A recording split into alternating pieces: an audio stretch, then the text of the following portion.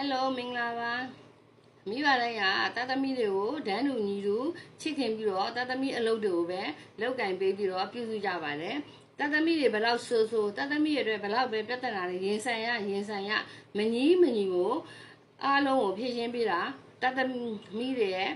ဒဏ်ကိုအခါနိုင်ဆုံးကမိဘတွေပဲဖြစ်ပါတယ်အဲ့ဒီအတွက်ကြောင့်တာသမီတွေရတယ်မိဘရဲ့ကောင်းကျိုးဆိုးကျိုးကိုအားလုံးကိုသိရှိနားလည်ဖို့လိုအပ်ပါတယ်အခုခေတ်ဆိုလို့ရှိရင်မိဘတွေက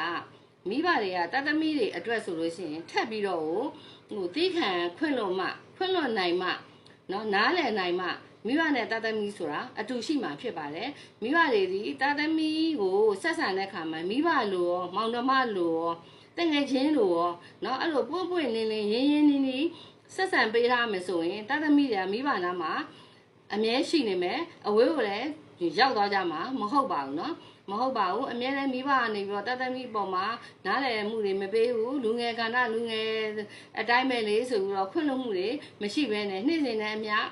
စုပူချင်းမောင်းနေမယ်မင်းသမီးသူတို့လှုပ်ရှားမှုတွေမင်းသမီးကိုအကုန်လိုက်ပြီးတော့လူကြီးစိတ်နဲ့တွေးပြီးတော့ပြောနေမယ်စုနေမယ်ဆိုလို့ရှိရင်ဘယ်သားသမီးမှမိဘနားမှာမနေပါဘူးမိဘနားမှာနေရင်မိဘလောင်းရိပ်ကိုမိတယ်မိဘရဲ့အဆူပူကိုနေ့တိုင်းခံနေရတယ်သူတို့နော်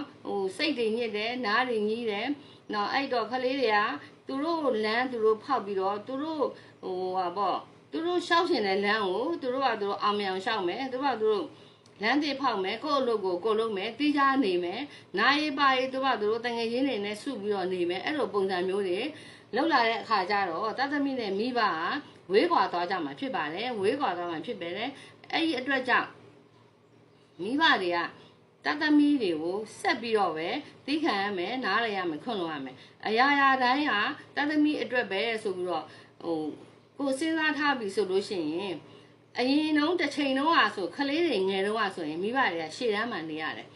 ခလေးတွေအရွယ်ရောက်ပြီးတော့အတောင်နဲ့စုံလာပြီးပညာရေးဝလာပြီးဆိုတဲ့အခါကျတော့သူတို့အလုံးနဲ့သူတို့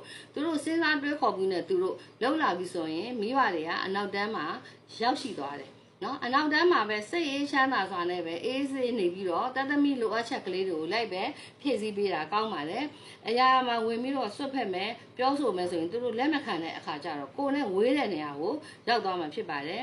အိမ်ပူနေမယ်မိဘအမြဲပူဆူနေတဲ့မိဘမျိုးဆိုလို့ရှိရင်ဘယ်လူငယ်မှအနားမှာမနေချင်ပါဘူးနော်သူတို့ရဲ့လိုအပ်ချက်ကိုအမြဲနားလည်ပေးတယ်အမြဲပြောကြလို့ရတယ်အမေကအတိုင်ပင်လို့ရတယ်နော်အားလုံးကအဆင်ပြေတယ်နော်နေ့ညသူတို့အပြင်သွားမယ်ပြောမယ်အလုံးလုံးမယ်နော်အိတ်ရှင်အိတ်မယ်အဲ့လိုမျိုးအရာမှာနားလည်ခွင့်လို့ပေးနိုင်တယ်မိဘဆိုရင်အိမ်မှာတာသမီတွေအမြဲရှိ